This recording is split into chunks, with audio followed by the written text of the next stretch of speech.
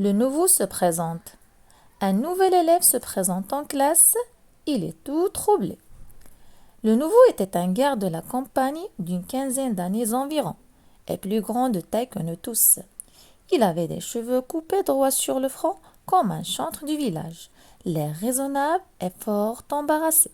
Quoiqu'il ne fût pas large des épaules, son habit veste de drap vert à boutons noirs devait le gêner aux entournures et laisser voir, par la fente des parements, des poignets rouges habitués à être nus. Ses jambes sortaient d'un pantalon jaunâtre très tiré par les bretelles. Il était chaussé de souliers forts, mal cirés, garnis de clous. Levez-vous, dit le professeur. Il se leva, sa casquette tomba. Toute la classe se mit à rire. Il se baissa pour la prendre. Un voisin la fit tomber d'un coup de coude. Il la ramassa encore une fois.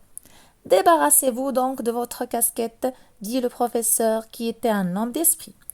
Il y eut un rire éclatant des écoliers qui décontenaça le pauvre garçon, si bien qu'il ne savait s'il fallait garder sa casquette à la main, la laisser par terre ou la mettre sur la tête.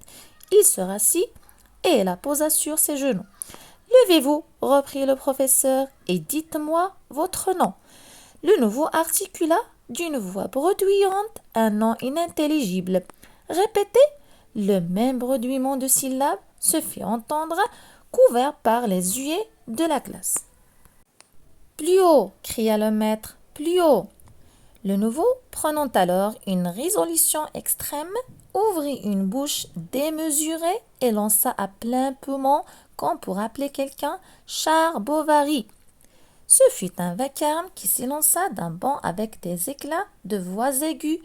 On hurlait, on trépignait, on répétait Char Bovary, Char Bovary. Cependant, sous la pluie des pensumes, l'ordre peu à peu se rétablit dans la classe et le professeur parvenu à saisir le nom de Charles Bovary.